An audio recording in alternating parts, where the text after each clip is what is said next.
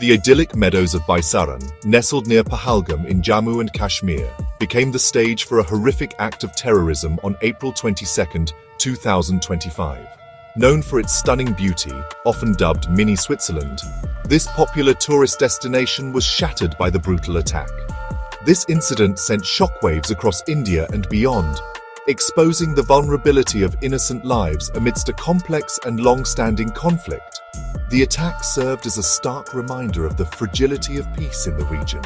It reignited debates about security, political tensions, and the human cost of the ongoing conflict in Kashmir. The world watched as details of the attack unfolded, raising urgent questions about the path towards a peaceful resolution.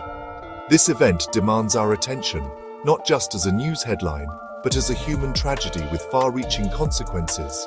We must understand what happened, why it happened, and what it means for the future of Kashmir and the people who call it home.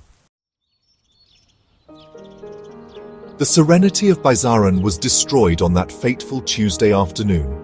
Between the hours of 1 o'clock and 1:30, the tranquility was ripped apart by gunfire. A group of 4 to 6 heavily armed militants, disguised in military-style uniforms, emerged from the forested areas surrounding the meadows. These terrorists, armed with assault rifles and grenades, did not strike randomly. They had a plan. Witnesses recounted how the attackers systematically separated men from women and children. The militants then demanded the men recite specific Islamic verses. Those who failed, whether out of fear or lack of knowledge, were brutally gunned down. The attackers' cruelty knew no bounds. One chilling account from a survivor described a militant uttering the words, "Go tell this to Modi," after shooting a man at point-blank range. This statement, captured on a mobile phone video, revealed a chilling motive: to send a message of terror and defiance to the Indian government. The Pahalgam attack claimed the lives of 26 innocent people, leaving over 20 injured. Among the deceased were 25 Indian nationals and 1 Nepali citizen.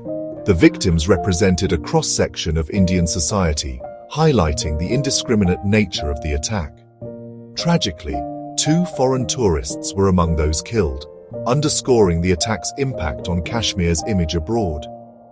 2 local Kashmiris also lost their lives, demonstrating that even within their own land, they were not safe from the cycle of violence. One of the most heart-wrenching stories to emerge from the tragedy was that of Lieutenant Vinay Narwal, a 26-year-old Indian Navy officer from Haryana. He was on leave, visiting Kashmir with his family, when he was killed in the attack. His death served as a grim reminder of the constant threat faced by those who serve in India's armed forces, even during times of peace. The echoes of gunfire had barely faded before a group calling themselves Kashmir Resistance, also known as the Resistant Front, claimed responsibility for the massacre. This group, widely believed to be a front for the Pakistan-based terrorist organization Lashkar-e-Taiba, issued a statement justifying their actions. Their stated motive sent chills down the spines of many Indians. They explicitly linked the attack to the recent issuance of domicile certificates to non-Kashmiris.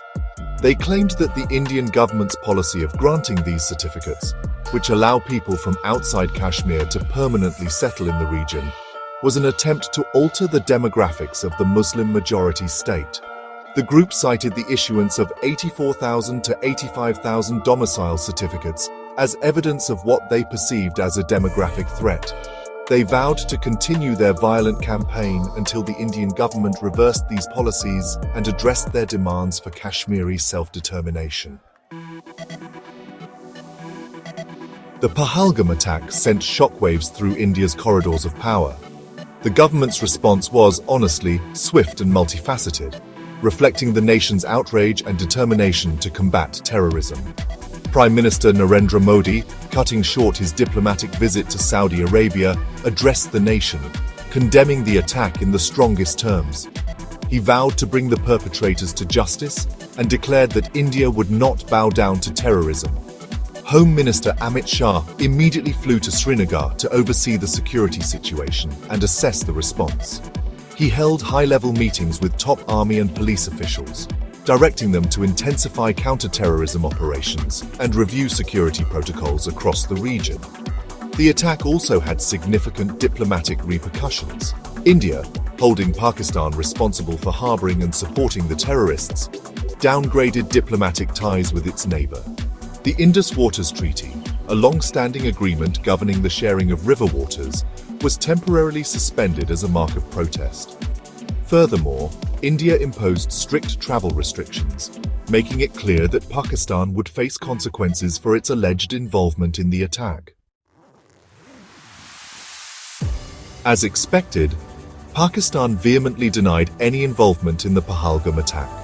The Pakistani Foreign Office issued a statement condemning the violence but categorically rejecting India's accusations.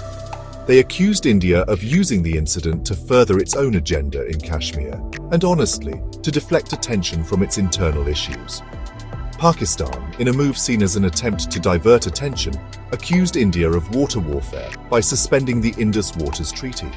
They claimed that India was using the treaty as a political tool and jeopardizing the livelihoods of millions of people dependent on the river water.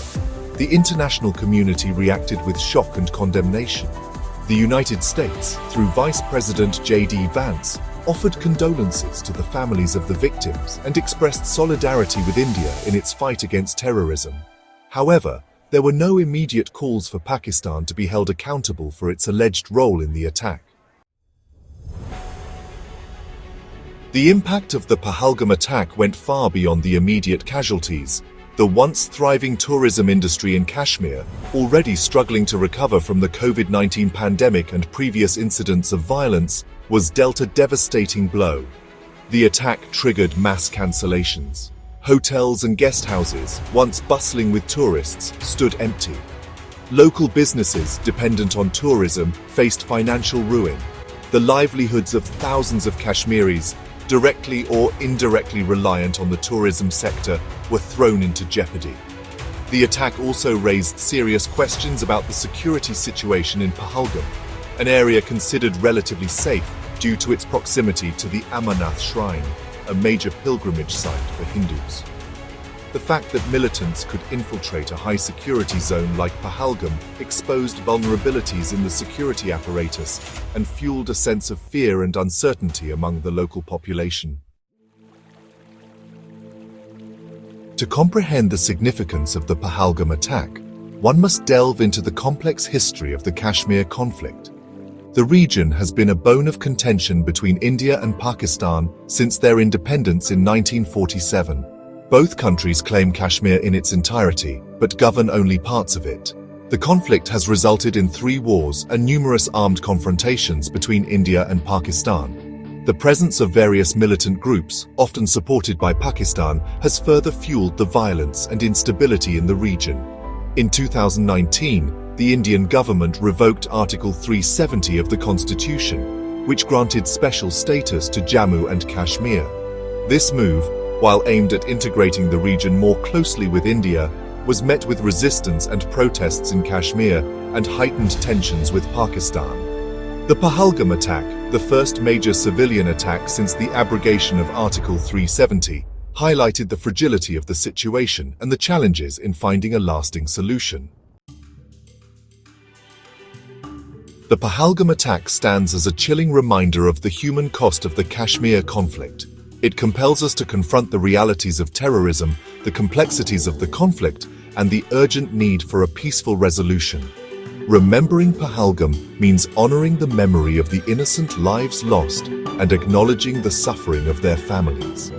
It requires us to understand the motivations and ideologies that fuel such acts of violence and to challenge those who seek to divide communities and spread hatred. Ultimately, the path to peace in Kashmir lies in dialogue, understanding, and empathy. It demands a commitment from all stakeholders to renounce violence, address the legitimate aspirations of the Kashmiri people, and work towards a future where such tragedies are consigned to the history books. Only then can the paradise lost in Pahalgam be regained.